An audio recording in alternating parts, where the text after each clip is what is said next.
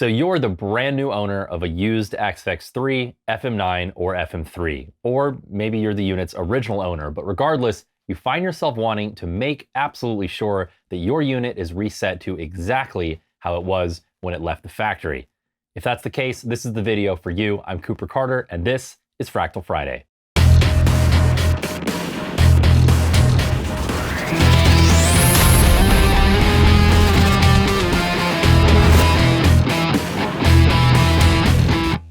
I was in a session with a client this week who is a brand new Fractal user. He had just bought his unit and we were working on setting up some presets when I ran into a really odd issue.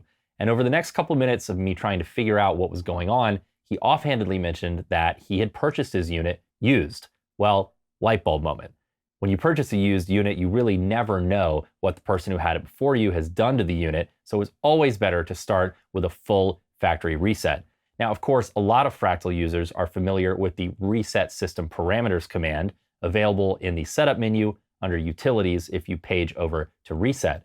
But this will just reset the user adjustable parameters in the setup menus and things like the tuner settings. To get a fully factory fresh unit, we're going to need to get a little more involved. Now, as always, this is just a quick video, but if you guys want to get the absolute most out of your Fractal audio unit, whether that's the XFX3, the FM9, or the FM3, make sure to visit classes.coopercarter.com for my complete Fractal Audio Masterclass series. So now, here are the 6 steps that you need to take to perform a total full factory reset of your Fractal unit. I'm using the FM9 here, but these steps apply to any of Fractal's current units, the XFX3, the FM9, or the FM3. Step number 1 in a total factory reset is to erase all of your presets and cabinets. Now, of course, you may want to save some of those presets or cabinets to your computer before erasing them entirely. You can do this either by simply going to Preset, Export Preset, and saving individual presets, or using the tools Manage Presets, selecting several, and then exporting those. The same, of course, could be done with user cabinets, or you can use the Receive mode of FractalBot to perform a large-scale backup of any preset banks and user cabinet banks. But keep in mind here, the idea is to do a complete factory fresh reset. And if you're trying to solve the problem of, for example, corrupted presets or corrupted cabinets, then bringing them back in after you perform a factory fresh reset is going to bring back the problems associated with those presets or cabinets. If you really want factory fresh, they must go. Now, I could completely erase all of my presets by selecting all of the presets here in Manage Presets, hitting Delete, and then saving all of these empty slots. I could do the same thing with the cabinets here as well. But instead, what I'm going to do is switch over to the hardware, enter the setup menu by clicking the E knob, navigating down to Utilities, going over to Reset, and saying Clear All Presets. Push the C knob, hit Enter.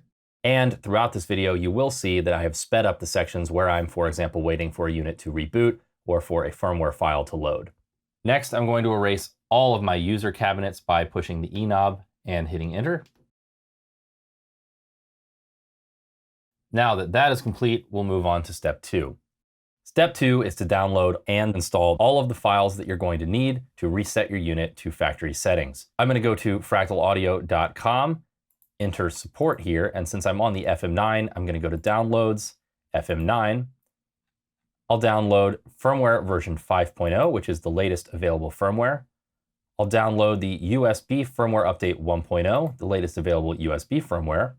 I'm also going to download the latest available factory presets and the Windows USB audio driver since I am on Windows. Finally, I'm going to go to Support, Editors, and download the latest version of FM9 Edit for Windows. Let's install the latest editor first.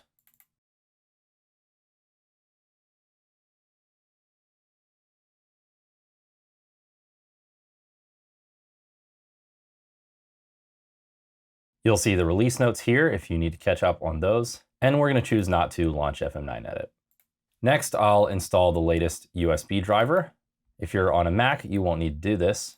Note that I don't need to manually uninstall any previous versions of either the editor or this USB driver. They'll simply get uninstalled during installation. Step 3 is to install the latest firmware and Dynacabs file for your unit, performing all unit reboots when you're prompted to do so. I've opened up the standalone FractalBot utility here, but you could also use the FractalBot utility included in each editor by going to Tools, FractalBot. In FractalBot, I'll select the FM9, and you'll see that I'm immediately prompted to download and install a new firmware update that's available, this one being 5.0. Now, in the interest of completion, I've already manually downloaded that file in the last step that we did. So I can go into my unzipped firmware file here, DSP release 5.0, and I can click and drag that file directly on top of this dialog right here to begin the firmware install. But what if I were already on firmware version 5.0 and I wanted to reflash this firmware in order to perform a factory fresh install? In that case, I could either manually download the file, or since I'm not going to be prompted to download it here because I'm already on the most current firmware version, I'll select FM9 while holding down either Command on a Mac or Control on a PC, and then I will be prompted to re-download that firmware. So let's go ahead and do that. I'm going to click this.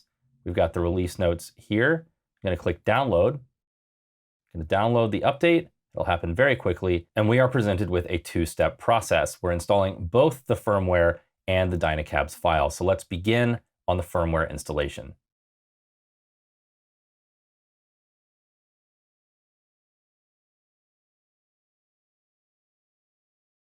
Now that the transfer is complete, make sure to wait while the firmware is verified. The unit needs time to process and program the new firmware. When this process is complete, you'll see update complete, turn power off, wait 5 seconds, and then turn power on.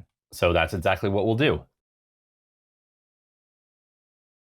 Now on the front of your unit, you may see a dialog saying Dynacabs not installed with a lot of exclamation points. We're going to go ahead and install those Dynacab files now by hitting begin in FractalBot. Once again, we now need to wait while the Dynacabs data is verified and written to flash on the unit.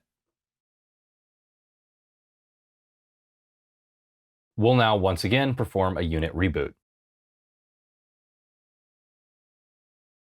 Step number 4 is to reset all system parameters. We'll go to Setup by hitting the E knob. We'll navigate down to Utilities, hit Enter, page right to reset, and then push the A knob, and then Enter to reset all the system parameters.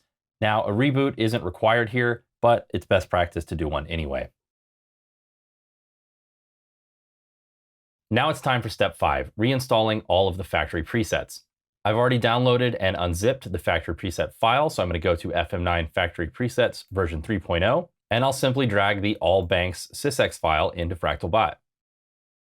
And FractalBot is going to warn me that this is going to overwrite the first 384 presets in the FM9. Of course, all of our presets are currently empty, so let's go ahead and hit send.